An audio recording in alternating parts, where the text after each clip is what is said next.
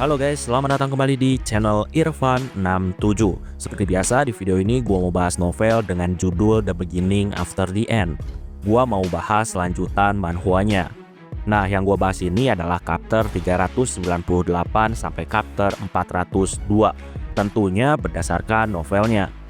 Video ini adalah kelanjutan dari video-video sebelumnya. Jadi buat kalian yang belum nonton video pembahasan yang sebelumnya, kalian tuh bisa nonton videonya terlebih dahulu.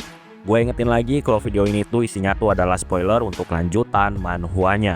Jadi kalau misalkan kalian gak suka sama spoiler, kalian tuh bisa langsung aja close video ini. Oke, tanpa basa-basi lagi, langsung aja kita mulai ke ceritanya. Kisah ini dimulai dari sebuah tempat yang dipenuhi keheningan, hanya terdengar suara nafas dan detak jantung yang pelan. Di sana, Arthur dengan kemampuan Rimhurtnya berdiri bersama para lance. Dengan mata yang bisa melihat dan merasakan aliran mana, Arthur ini bersiap untuk menjalankan sebuah eksperimen yang bisa jadi bakal menentukan masa depan di Chaaten. Arthur memulai dengan Farai. Farai duduk sangat tenang di depannya. Tangannya Arthur sekarang tuh perlahan ditempelkan ke dada Farai, lebih tepatnya di atas inti mananya. Melalui Rimhurtnya, Arthur ini melihat partikel mana murni. Seperti serpihan salju kecil berputar menguatkan tubuh Farai, menjaga agar lengan sihir Farai tetap stabil. Arthur di sini lalu meminta Farai untuk melepaskan sedikit ledakan mana. Nah, sambil mengamati setiap gerakannya, Arthur memandu proses pengambilan dan pemurnian mana dari lingkungan sekitarnya, memastikan inti Farai tetap jernih. Setelah beberapa kali, Arthur beralih ke Byron. Byron masih menyisakan trauma dari serangan Soulfire Cadel. Inti mananya tampak gelap, berbeda dari yang lain. Dia juga harus membangun ulang kekuatannya setelah pertempuran itu. Walaupun ragu, Byron tetap mencoba untuk menjalankan instruksi Arthur. Walaupun di lubuk hatinya dia belum yakin intinya benar-benar sudah pulih. Setelah itu, Arthur beralih ke Mika. Mika tanpa ragu langsung patuh menjalankan instruksi Arthur. Melepaskan mana, menahannya, lalu menyerapnya lagi dari atmosfer. Tapi Arthur menyadari ada sesuatu yang berbeda. Dia nggak bisa merasakan mekanisme penghalang misterius yang diyakini selama ini membatasi potensi para lance. Jadi Arthur di sini tuh mau membangun baseline-nya dulu, memahami karakter inti mana masing-masing dari lance sebelum eksperimen lanjutannya. Nah, di tengah eksperimen, Emily sama Gideon masuk membawa alat-alat yang canggih. Alat itu berguna untuk memonitor output dan reaksi mana para lance secara akurat. Sambil menunggu alatnya siap, Arthur mengeluarkan 3 buah tanduk dari dimensi rune miliknya. Tanduk-tanduk ini bukan tanduk biasa, masing-masing mengandung cadangan mana yang luar biasa sangat besar. Tapi efeknya tuh, tanduk-tanduk itu bakal membawa kilas balik memori dari pemilik sebelumnya, jadi efek sampingnya bisa aja mengganggu para lance. Arthur di sini pun akhirnya membagikan tanduk-tanduk itu kepada Mika, Farai, dan Byron. Tentunya sambil ngasih peringatan untuk selalu hati-hati. Karena selain mengandung mana yang kuat, tanduk ini juga bisa menimbulkan memori yang bahkan membuat semuanya tuh nggak nyaman. Farai sempat ragu dan dia bertanya pada Arthur, apakah eksperimen ini tuh benar-benar bisa mengatasi batasan mereka. Arthur di sini tegasin kalau itu harus dilakuin. Di Chaaten butuh para lance sebagai pahlawan, bukan hanya Arthur sendirian. Nah, dengan instruksi dari Arthur, mereka pun akhirnya menarik mana dari tanduk. Efeknya langsung terasa, Mika hampir kehilangan kendalinya. Byron sedikit lebih mudah untuk menahan arus mana gelap. Nah, tapi untuk Farai dia tuh sampai harus dibantu sama Arthur. Di saat kritis, Regis juga ikut membantunya. Dengan kemampuan uniknya, Regis masuk ke dalam tubuh Mika, menjaga kestabilan mental dan aliran mana. Arthur tetap membimbing dan menenangkan semuanya, bahkan memasukkan ether untuk pastikan semuanya berjalan sesuai alur. Proses purifikasi berlangsung, perlahan mereka menemukan ritmenya. Mana dari tanduk mengalir seperti asap gelap yang membungkus tubuh para lance. Setelah itu dimurnikan oleh inti mereka. Ya, walaupun terlihat berhasil, sebenarnya Arthur tuh masih belum bisa menemukan jawaban mekanisme penghalang yang saat ini mencegah inti para lance berkembang lebih jauh. Jadi bisa dibilang Arthur sendiri masih belum paham apa yang menahan para lance. Gideon saat ini memantau dengan menggunakan alatnya dan dia menemukan adanya resistensi saat mana diproses. Kecuali pada Byron yang seolah-olah lebih efektif. Tapi kemungkinan besar ini semua terjadi karena jenis mana yang digunakan, bukan murni efek dari limiter artefak.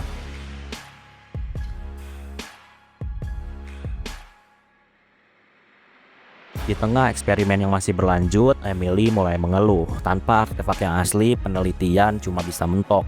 Jadi nggak bisa meneliti lebih dalam lagi. Mendengar itu, di sini Arthur gak diam. Dari ruang dimensi miliknya, Arthur mengeluarkan 2 artefak peningkat. Satu artefak buatan dwarf yang memiliki gagang emas dihiasi batu rubi yang berkilauan. Satunya lagi buatan manusia dengan gagang perak batu sapir biru yang memantulkan cahaya. Emily dan Gideon menatap benda itu dengan waspada. Artefak ini berbahaya, penuh dengan lapisan sihir. Melihat artefak-artefak itu, Gideon tuh di sini ngerasa kalau itu seperti bak lava, tapi isinya mantra beracun. Nah, saat ini Arthur udah memiliki rencana. Artefak ini nggak bakal digunakan seperti desain asli dari Kezes. Arthur di sini jelasin temuannya, dan setelah diskusi panjang, Emily sama Gideon akhirnya sepakat. Eksperimen ini berbahaya, tapi mereka siap untuk mengambil resikonya. Arthur sekarang meminta Farai untuk mencoba teknik yang bahkan para mage hebat pun belum tentu bisa. Farai harus menghabiskan banyak mana sambil tetap menarik mana dari tanduk. Ya, itu adalah teknik rotasian mana yang dulu pernah diajarkan Sylvia kepada Arthur. Nah, dengan bantuan Ether dan bimbingan langsung dari Arthur, Farai pun perlahan mulai melayang di udara. Harus mana masuk dan keluar bergerak secara bersamaan. Emily dan Gideon terus memantau lewat alat sampai akhirnya sesuatu tertangkap. Terlihat ada titik-titik anomali seperti luka atau bekas luka di inti Farai. Disitulah sumber batasan misterius itu. Arthur langsung menginstruksikan Farai untuk terus menyalurkan mana, terutama ke lengan sihirnya. Arus masuk dan keluar harus seimbang. Hingga ke 6 titik luka itu terlihat jelas, benar-benar sangat jelas. Semuanya udah siap. Arthur dan Emily menyiapkan rod artefak. Mereka mengalirkan ether membatasi sihir yang keluar dari rod, supaya hanya spell healing untuk inti Farai yang dilepas. Tapi saat proses dimulai, artefak mulai pecah karena tekanan, energinya hampir meledak. Gideon segera turun tangan untuk menstabilkan dengan alat penampung kristal mana. Regis juga di sini ikut bantu. Dia menarik spell healing keluar dan langsung membawanya masuk ke inti Farai. Spell itu terpecah menjadi 6 bagian lalu menyembuhkan ke 6 luka di inti Farai. Cahaya putih menyelimuti tubuh Farai. Atmosfer di sekitar mereka juga berubah, lalu Farai pun jatuh ke tanah karena kelelahan. Tapi setelah sadar, Farai langsung memeluk Arthur dengan penuh emosi, air mata, dan rasa syukur. Ya, untuk pertama kalinya sejak dipasangi batasan sama Asura, Farai di sini pun merasakan inti mananya mengalir tanpa hambatan. Batasan yang diciptakan Asura itu saat ini benar-benar hilang. Dengan senyuman yang penuh lega, seluruh tim akhirnya sadar perjuangan mereka, eksperimen penuh resiko ini akhirnya berhasil membuahkan hasil. Spell penghalang Kezes berhasil dihancurkan. Para lance sekarang punya peluang untuk berkembang tanpa batasan buatan apapun. Di sisi lain, di cerulean savana dari ketinggian, Aldir berdiri di atas tiang kecil. Dia melihat kehamparan padang rumput hijau yang membentang sejauh mata memandangnya. Nah, saat dia lagi merenung, Ademir, pemimpin dari klan Kezes, dia menghampiri Aldir dan mulai membuka percakapan. Dan akhirnya, Aldir di sini mengaku kalau dia udah berhenti menjadi pedang milik Kezes. Dia menolak untuk terus dijadikan alat. Percakapan mereka membawa kenangan pahit tentang Epiotus, tentang peperangan antar klan, tanah yang hancur karena kekuatan World Eater. Sampai akhirnya Kezes mempersatukan mereka dan membentuk Great Egg dan melarang teknik mematikan World Eater. Tapi di balik larangan itu, Kezes memastikan setidaknya satu anggota klan Teyestes tetap mempelajari World Eater sebagai senjata cadangannya. Aldir diberi beban warisan itu.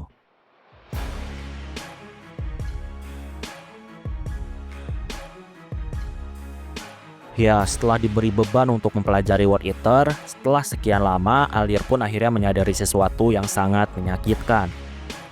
Awalnya dia tuh mengira kalau dia tuh adalah pelindung dan penjaga pengetahuan terlarang.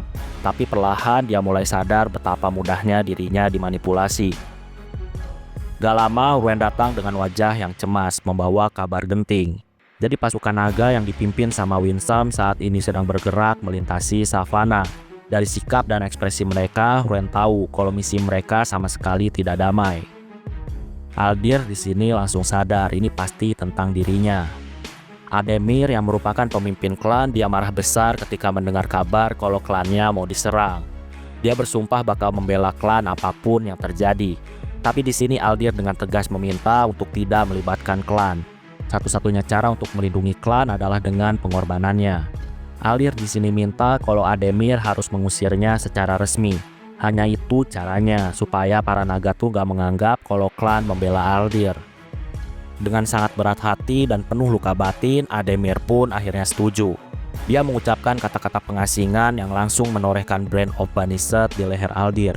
Luka magis yang muncul tanda bahwa Aldir udah gak punya lagi tempat di klan ini, bahkan di savana ini.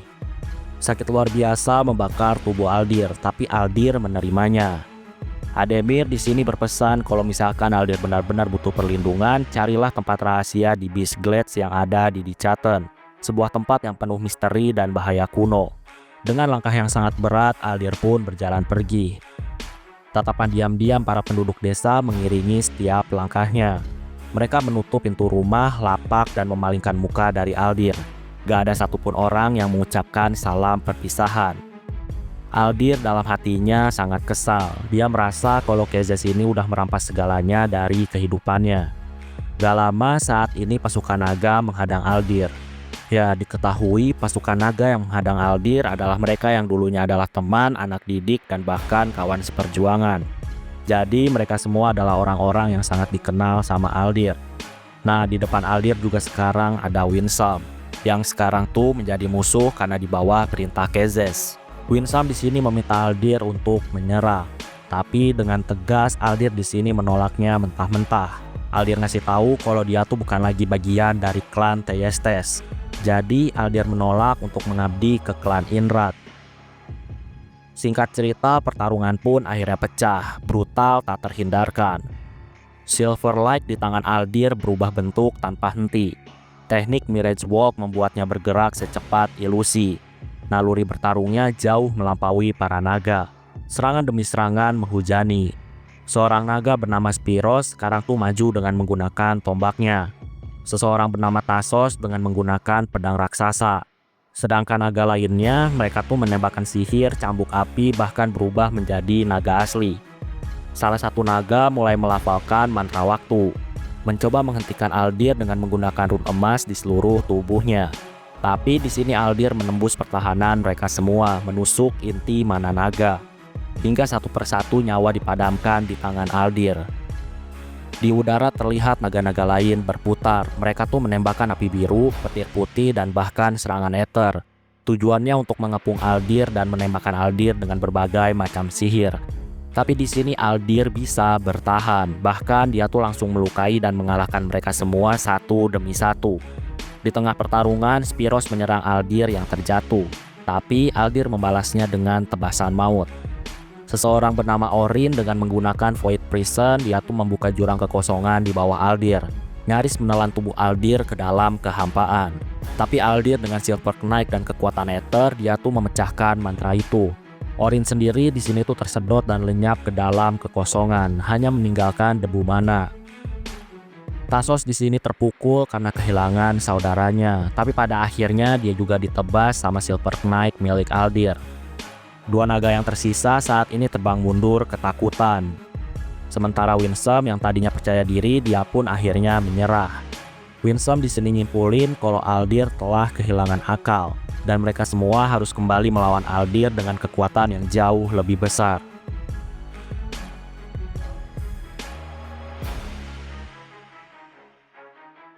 Sebelum pergi, Aldir di sini mencoba untuk membuka mata Winsome. Aldir di sini ngasih tahu kalau mengikuti Kezes adalah sebuah kesalahan, terutama sejak tragedi para jin. Tapi Winsome keras kepala, dia menolak untuk menyesali apapun dan dia masih setia kepada Lord Inrat. Winsome di sini tuh justru menyalahkan Aldir yang dianggap gagal memikul tugas yang diwariskan. Setelah ucapan itu, musuh pun akhirnya pergi melalui portal meninggalkan Aldir sendirian. Gak lama datang Wen dengan gaya yang santai. Wen di sini ngasih tahu pada akhirnya Kezes lah yang diuntungkan. Walaupun Kezes kalah, Kezes pasti bakal membuat dunia tuh melihat Aldir sebagai pengkhianat brutal yang membantai kawan-kawannya sendirian. Dengan cara ini, Kezes tuh bisa memanipulasi klan-klan lain, dan tentunya dengan tujuan untuk memburu Aldir. Di sisi lain, di selatan Blackburn City, Arthur sekarang tuh duduk santai di bawah pohon apel. Dia memandangi ladang yang dulunya tuh penuh dengan gandum. Sekarang berubah menjadi kemah pasukan Alakria. Perang benar-benar telah mengubah segalanya. Arthur sama Regis sekarang duduk, tujuannya untuk mengecek kekuatan penuh mereka, setelah itu mengikuti jejak pasukan Alakria. Arthur hanya mengamati dari kejauhan. Arthur memperhatikan dan menunggu waktu yang tepat untuk dia bertindak. Arthur juga sekarang berharap ada anggota sabit di sana. Ya, Arthur ini mau mengalahkan anggota sabit di depan pasukan Alakria. Tujuannya supaya menjadi peringatan yang nyata. Dan itu pasti akan membuat para Alakria langsung mundur.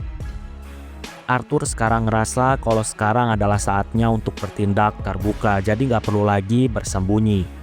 Ya, berkat pulihnya para lance yang sekarang lagi bermeditasi di Vildorial, yang juga lagi memperkuat diri mereka dengan sisa mana tanduk Pritra, Arthur ini makin percaya diri kalau para lance itu udah siap menghadapi anggota sabit di masa depan. Arthur dan Regis sekarang tuh mulai mendekati kemah musuh. Kehadiran mereka langsung menarik perhatian penjaga.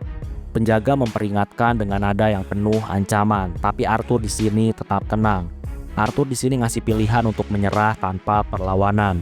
Musuh sejatinya pada dasarnya adalah Vritra, jadi bukan rakyat biasa. Tapi pemimpin pasukan di sini walaupun wajahnya ketakutan, dia tetap memilih menghadapi Arthur. Arthur sekarang ngeluarin kekuatan Relic Armor. Lawan di sini mulai mundur, kemah musuh berubah menjadi kacau. Para petinggi bertengkar, sebagian melarikan diri. Saat ini terlihat seorang wanita berzirah hitam maju memimpin pasukan musuh. Dengan kekuatan brutal dia memaksa pasukan berbaris dan siap bertarung. Arthur di sini merasa kecewa karena harus bertarung lagi. Dia pun memerintahkan Regis untuk menunjukkan wujud aslinya. Regis di sini membakar langit dengan menggunakan api destruction. Musuh di sini ketakutan, tapi walaupun gitu mereka masih tetap melawan menggunakan sihir. Serangan sihir memenuhi udara. Regis dan Arthur tentunya membalas. Regis menghancurkan sihir musuh.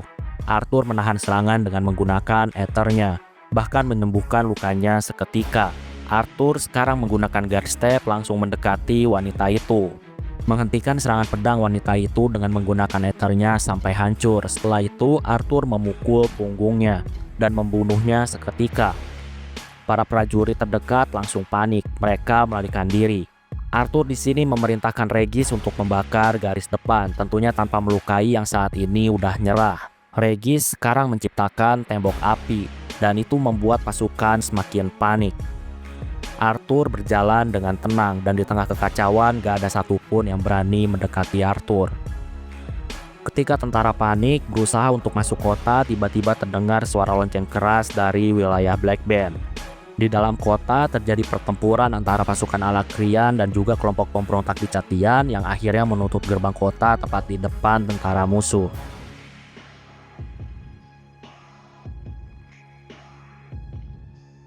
Di depan gerbang kota, Arthur berdiri dengan menggunakan Etheric Blade di tangannya. Dalam satu ayunan, Arthur ini memotong-motong senjata-senjata musuh seolah-olah itu seperti ranting kering. Tanpa banyak omong, Arthur melepaskan tekanan yang sangat dahsyat. Dalam sekejap, ratusan tentara Alakrian jatuh tersungkur. Mereka ketakutan dan gak mampu bergerak. Ya, sekarang suasana menjadi mencekam karena tekanan yang diberikan sama Arthur. Regis juga sekarang bergerak sangat cepat. Dia menutup jalur pelarian dengan api, jadi nggak ada jalur keluar bagi siapapun yang masih ingin melawannya. Arthur di sini ngasih peringatan kepada semua Alakrian kalau mereka semua tuh bisa pulang asalkan gak melukai para di Catian. Ya, di sini para musuh kebingungan, mereka tuh nggak tahu harus pulang kemana. Gak lama datanglah Caspian yang menjawabnya dengan sinis. Arthur sama Caspian pun di sini saling menyapa. Mereka mengenang masa lalu. Setelah itu obrolan kembali serius lagi dan tentunya membahas kota. Caspian di sini membahas kalau para pemimpin Alakrian saat ini udah kabur, jadi pasukan musuh sekarang tanpa arah. Caspian di sini menyarankan sebaiknya Arthur menghabisi semuanya. Tapi di sini Arthur menolaknya. Arthur ini lebih memilih solusi manusiawi. Arthur sekarang menunjuk Balder dari High-Blood Passere jadi penanggung jawab seluruh Alacrian yang tersisa di sini. Arthur ngasih instruksi supaya mereka semua diorganisir, didata, dan dikirim ke reruntuhan Elenoir. Ya, itu adalah lokasi terpencil yang tidak memungkinkan bagi mereka untuk menyerang balik. Setelah Arthur memastikan Balder paham dengan tugasnya, Arthur sekarang menggunakan guard step ke atas tembok dan dia berdiri di samping Caspian. Ya, di sini mereka tuh ngobrolin tentang kronologi perebutan kota. Ternyata para petinggi Alacrian tuh panik saat mengetahui Arthur datang dan mereka langsung kabur saat Adventure Guild mengangkat senjata. Tapi walaupun gitu, Arthur di sini tetap waspada. Adventure Guild memang kuat. Tapi bagi Arthur, mereka tuh belum tentu bisa dipercaya karena mereka tuh punya kepentingan sendiri. Arthur di sini menatap Caspian dengan tajam, memastikan kesetiaannya. Dan dia meminta bantuan untuk menyerahkan kekuasaan kepada Twin Horn. Dan Arthur mau kalau transisi kekuasaan itu berjalan dengan damai. Arthur sekarang berpikir kalau dia harus segera ke wilayah Cyrus. Tujuannya demi menyelesaikan sisa konflik dan memastikan Dicaten benar-benar terbebas dari penjajahan Alacrian. Di sisi lain, di tempat yang berbeda, tepatnya di ruangan penuh aura misterius, saat ini Nico duduk di depan meja kerja. Meja yang dipenuhi artefak komponen logam. Cahaya steril memantul di kayu gelap. Fokus Nico saat ini larut dalam ribuan detail rumit proyek imbuing yang dia garap. Ya, Nico tuh sekarang lagi mengotak-atik fitting logam berbentuk heksagonal, terbuat dari campuran perak khusus untuk menampung kristal mana aktif. Tapi tiba-tiba rasa frustasi melandanya. Ada cacat kecil di salah satu bagiannya, terpaksa harus pesan ulang ke pengrajin lain. Nico sekarang terdiam, matanya terlihat kosong. Dia teringat masa lalu, yang tentunya penuh dengan kemarahan dan penyesalan. Dalam keheningan itu, Nico mencoba untuk menahan emosinya. Nico ini sadar kalau misalkan dirinya gagal, Agrona tuh pasti gak akan ragu untuk segera menyingkirkannya. Dan kalau itu yang terjadi, gak bakal ada yang bisa melindungi Cecilia. Dengan tekad yang kuat, Nico sekarang kembali ke pekerjaannya, diam-diam mengumpulkan bahan-bahan langka. Nico juga sekarang sadar selama ini di dunia ini, dia tuh terlalu tergantung pada tubuh barunya, darah Vritra yang sangat kuat.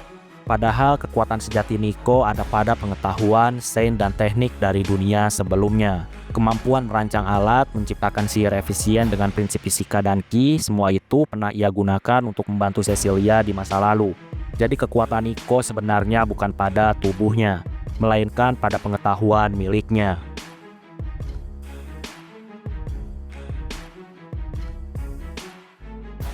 Nico sekarang duduk merenung. Satu-satunya alasan dia bisa bertahan adalah Cecilia. Dia harus tetap kuat gimana pun caranya, supaya dia tuh gak kehilangan satu-satunya alasan hidup. Dengan semangat yang baru, Nico mulai memahat batang kayu langka milik Agrona. Lekukan presisi dibentuk dengan hati-hati. Fifting perak dan kristal merah darah disatukan. Sihir, teknik, dan juga tekad Nico perlahan menyatu dalam satu alat baru. Saat tenggelam dalam pekerjaannya, tiba-tiba Cecilia datang dan Nico pun terkejut. Karena terkejut, tangannya terluka alat panas. Cecilia langsung menyembuhkan lukanya dengan sentuhan yang sangat lembut. Mana mengalir hangat dari tubuh Cecilia. Cecilia tuh di sini seolah pengen bicara tentang banyak hal, tapi pada akhirnya dia hanya memberi kabar bahwa Agrona saat ini memanggil mereka semua untuk menuju ke Obsidian Vault. Ya, itu adalah tempat sakral di mana anggota sabit maupun pengikut terkuatnya menerima anugerah kekuatan yang khusus. Nico dan Cecilia pun akhirnya menuju ke sana. Di dalam vault, mereka tuh mendapati ada Melzri, Fiesa, dan beberapa anggota lainnya. Semuanya terlihat tertekan, atmosfer penuh dengan kecemasan. Agrona kali ini benar-benar terlihat marah, matanya dingin, suaranya sangat tajam. Agrona menyoroti kegagalan mereka semua di Victoriat. Bahkan sekarang mereka semua tuh harus kehilangan Seklar karena pengkhianatan dari Ceres. Agrona di sini tegasin kalau semuanya telah gagal dan semua orang saat ini tuh harus segera berevolusi untuk menghadapi musuh yang semakin kuat. Agrona sekarang menunjuk Nico sebagai orang pertama yang bakal masuk Vault, yang tentunya bakal menerima anugerah kekuatan. Jantung Nico berdebar, dia sekarang melangkah turun menapaki tangga panjang, sampai akhirnya ke altar besar di tengah ruangan obsidian. Tiga mage upacara mulai menyiapkan ritual. Di tengah rasa cemas, Nico sekarang tuh khawatir kalau inti naga yang pernah dia curi dari Agrona bakal ketahuan. Tapi walaupun gitu dia tetap maju, dibimbing para staf. Nico mengikuti perintah mereka dan dia melengkupkan tangannya di atas altar. Dua kristal dingin ditempelkan di punggung Nico. Tiba-tiba kekuatan luar biasa mengalir deras dari altar. Rasa sakit hebat memuncak dan membuat tubuhnya semakin gemetaran, hampir pingsan. Singkat cerita, semuanya udah selesai. Para staf sekarang membantu Nico berdiri dan menarik kembali pakaiannya. Saat kembali, wajah-wajah terkejut menanti Nico, terutama Cecilia yang sangat cemas. Sedangkan Agronatus sekarang hanya menatapnya dengan ekspresi misterius.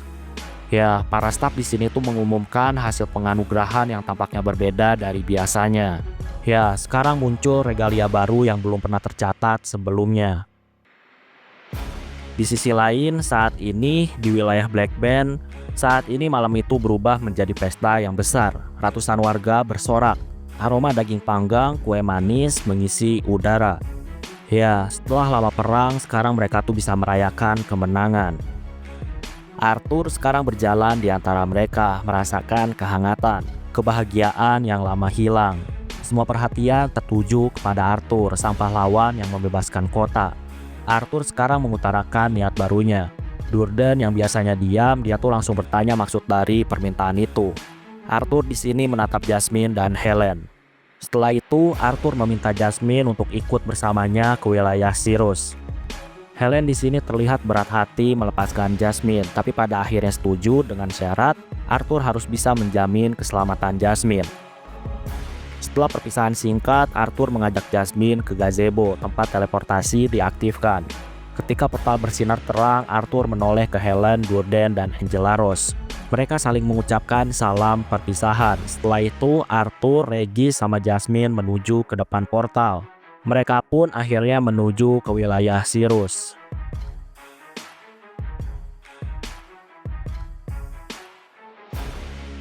Dalam sekejap, dunia di sekeliling Arthur saat ini berubah. Segalanya terasa terlepas dari ruang dan waktu. Singkat cerita, Arthur dan yang lainnya pun akhirnya sampai di wilayah Sirus. Saat Arthur tiba, pasukan Alakria ternyata udah menantinya. Jalan-jalan tampak kosong, situasinya udah jelas jauh dari normal. Jasmine juga di sini tuh terlihat udah siap dengan menggunakan senjatanya kalau misalkan sewaktu-waktu berperang. Nah, di sini seorang penjaga menengah bernama Idir memperkenalkan dirinya. Idir ngasih tahu kalau dia tuh ditugasin untuk mengawal Arthur ke Courthouse untuk bertemu dengan 5 kepala High Blood yang ada di Sirus. Idir menyebutkan nama-nama besar seperti Augustin Ramsayer, Letrin Thort, Rhys Arkwright, Walter Koenig, dan Adain Umberter. Ya, Arthur tahu kalau tokoh-tokoh itu adalah tokoh-tokoh yang sangat berpengaruh di dua benua. Idir di sini ngasih tahu Arthur kalau dia tuh nggak mau berhadapan dengan orang yang membunuh anggota Sabit. Arthur di sini diminta untuk ikut dengan tenang. Dalam perjalanan, beberapa warga di Chatten kelas pekerja saat ini tuh mengamati dari balik jendela. Ada yang sempat memanggil Arthur dengan suara penuh harap, tapi pengawal langsung menghadangnya. Pengawal itu menghadang dengan sangat kasar, tapi dihentikan sama Arthur dengan tegas. Arthur tegasin kalau dia tuh nggak mau kalau rakyat dikerasi. Ya, Arthur mengenali salah satu warga tersebut yang bernama Jameson. Dia dulunya tuh adalah pengawal Helstea Auction House. Nah, diam-diam Arthur memberikan kode kepada Jasmine untuk mengawal Jameson untuk pulang. Pesan tersembunyi, perlawanan di kota harus tetap hidup dan waspada.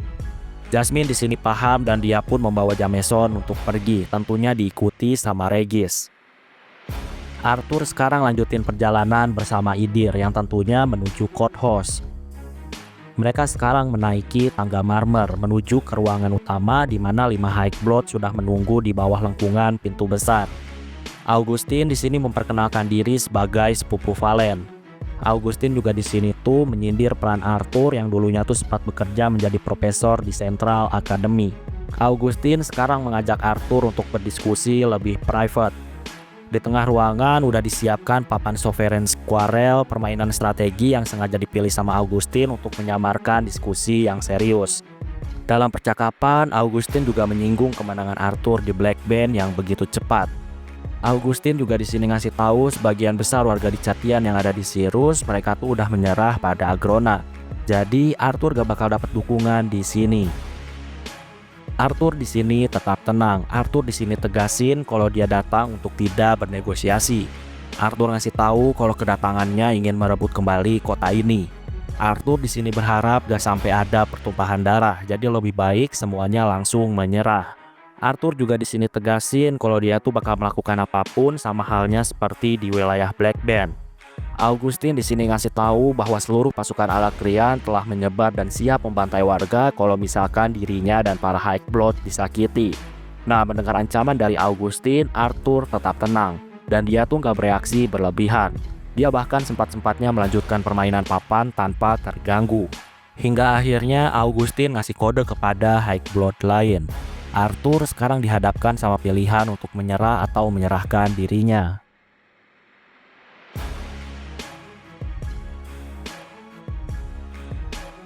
Dalam sekejap saat ini ruangan courthouse penuh dengan puluhan ksatria bersenjata dan berzirah.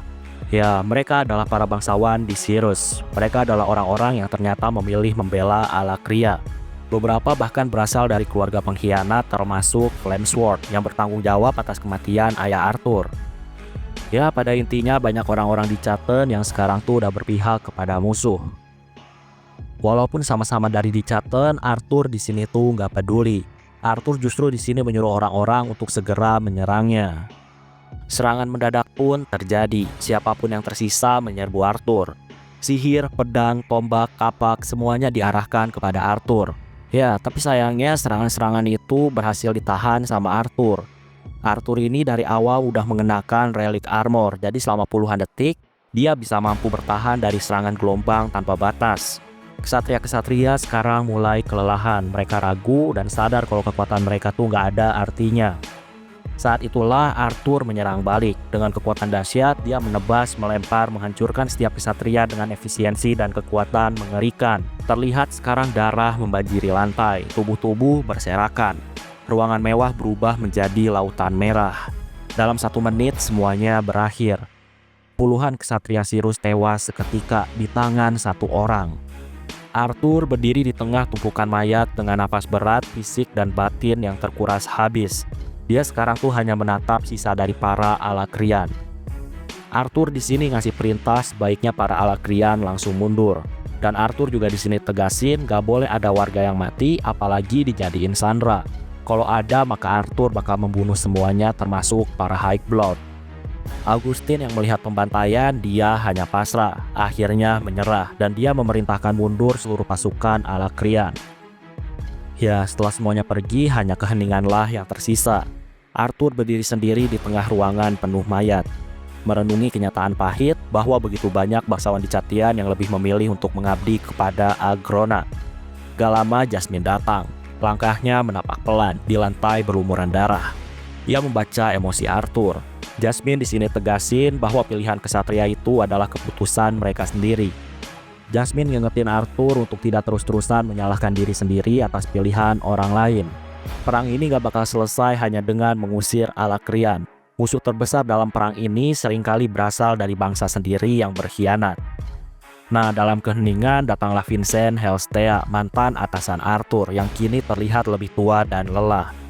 Bersamanya ada Lilia yang udah tumbuh menjadi wanita pemberani, serta Vanessa Glory yang tetap tegas dan kuat meski perang mengubah banyak hal.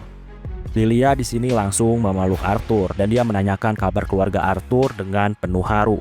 Vincent di sini menenangkan dengan nasihat seorang ayah, mengingatkan bahwa semua ini bukan sepenuhnya salah Arthur.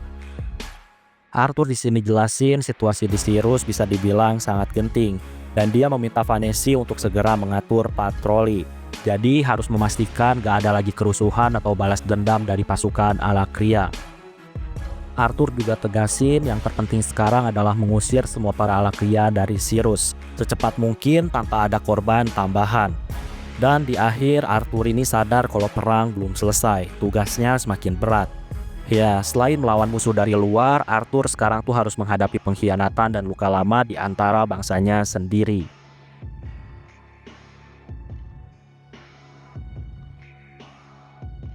Oke, sebelum gua akhiri videonya, gua di sini mau ngucapin terima kasih ke kalian karena udah mau join ke membership. Jadi terima kasih untuk Suyendra Anwar, Dino Bagus, Sukasa, Aditya Dharma Putra, Fajri Azka, Sahrin Senju, HS, Ma'arif, Raga Belhaki, dan Penster. Sekali lagi gua ucapin terima kasih ke kalian karena udah mau join ke membership. Oke, kayaknya cukup untuk video pembahasan kali ini. Terima kasih karena udah nonton video ini sampai habis. Jangan lupa untuk subscribe, like, dan yang paling penting adalah jangan lupa untuk share video ini ke teman-teman kalian. Sampai bertemu kembali di video-video selanjutnya. Terima kasih.